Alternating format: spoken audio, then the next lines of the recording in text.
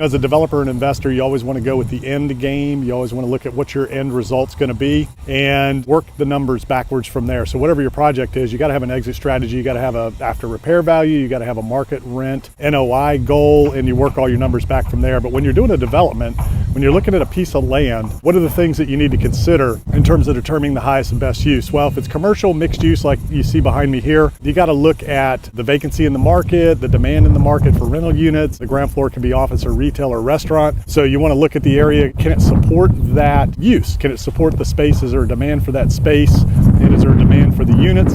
And the way you determine commercial demand is you look at rooftops, right? So if you're going to have an office or a restaurant or some sort of retail, you got to have some rooftops in a close proximity to the property that's going to be the clients and customers that are going to frequent that business or that office.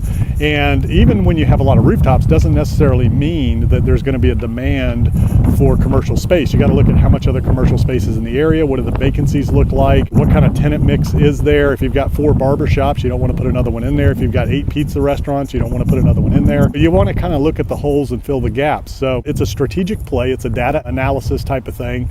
You want to look at surrounding areas, what the uses are, what the demand is, what the drivers are, what does your population look like, what is their earnings, what do their demographics look like, how much do they make, what's the daytime population? That's a huge factor in a lot of locations. There's no daytime traffic. You don't want to put a lunch place in or a breakfast place. If everybody's leaving a suburban neighborhood and driving into the city to work, then you're not going to get that lunch traffic. You might get people stopping for coffee on their way into the office or something like that. Now, if it's residential can be a whole different ballgame. You want to look at commute time, location, traffic, access, things like that. If you're looking to develop a residential project, whether it's single family, multifamily, condos, townhouses, whatever it is that somewhere people are going to want to live?